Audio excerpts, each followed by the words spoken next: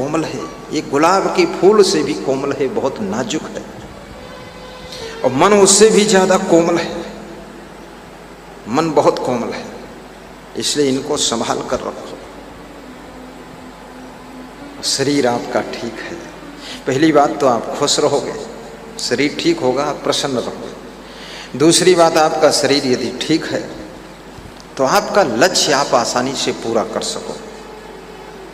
शरीर को बहुत भारी मत होने दीजिए, पेट मत निकलने दीजिए, फैट मत बनने दीजिए, वेट ज़्यादा मत बढ़ने दीजिए। हफ्ते में एक बार तौलिए भी, जहाँ इतना सामान खरीदा है तौलने वाली मशीन भी खरीद लो, उस पर खड़े हो जाइए। हफ्ते में एक बार, 3 दिन बाद खड़े हो जाइए, देखिए आधा किलो बढ़ाते हो, क्यों बढ़ा, उसकी फिक्र करिए, उसको घटाइए, घटेगा फिक्र करो। पूरा भोजन खाना बंद मत करिए, केवल दूध ही दूध मत पीजिए, क्योंकि दूध पीने से पेट में कॉन्स्टिपेशन, कब्जियत हो जाती, पेट साफ नहीं होता, पेट में जाम लग जाती है।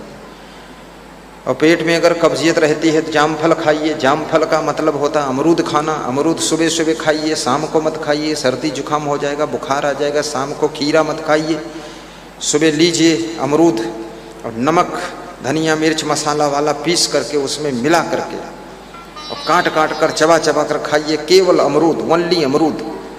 आप देखिए दुनिया की सबसे श्रेष्ठ दवाई है, पेट को साफ करने वाली, भूख बढ़ाने वाली, कब्जियत खत्म करने वाली, फैट, पेट तीनों को खत्म करेगी और आप एकदम स्वस्थ एहसास करेंगे और उसका रिजल्ट ला करके आपको दूसरे दिन सवेरे वो दे देगा।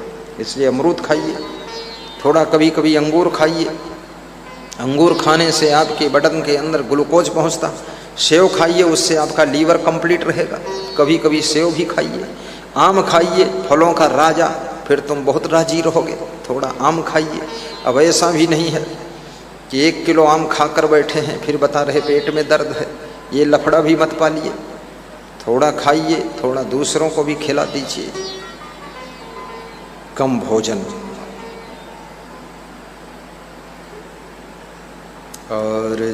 अर्जुमंदान सेहत।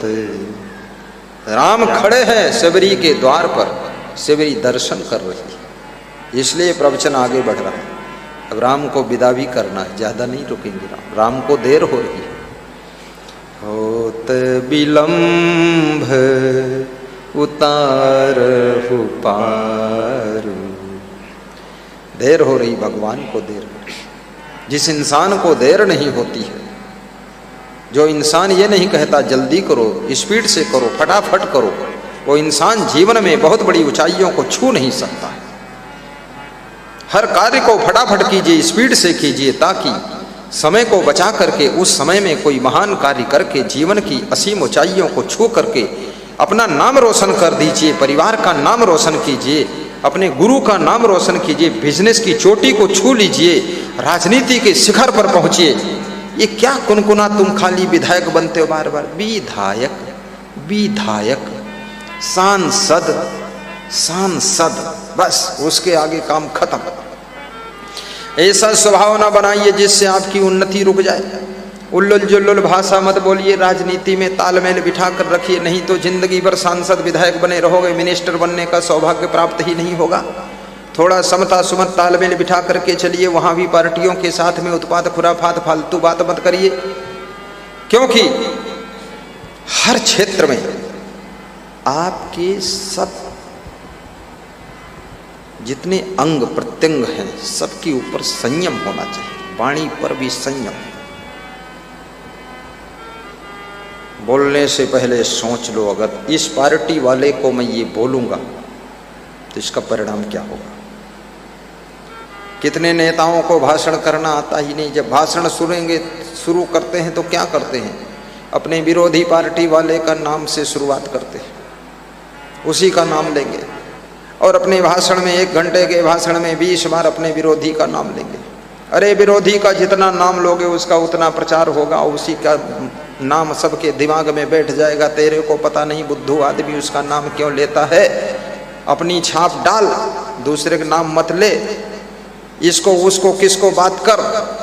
मैं गुजरात में गया तो बोर्डों में लिखा था कि वे कहते हैं, वे कहते हैं, देखो ना पार्टी का नाम लिया है, बोर्ड में लिखा है वे कहते हैं, परिवारवाद रखूंगा, मैं कहता हूं राष्ट्रवाद ही रहेगा। वह कहते हैं, कौन कहता है? वह कहते हैं, वह कहते जो कहते हैं उनको सब जानते हैं।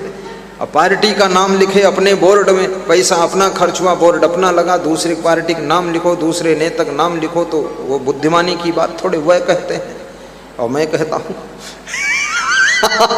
कितना होशियार आदमी।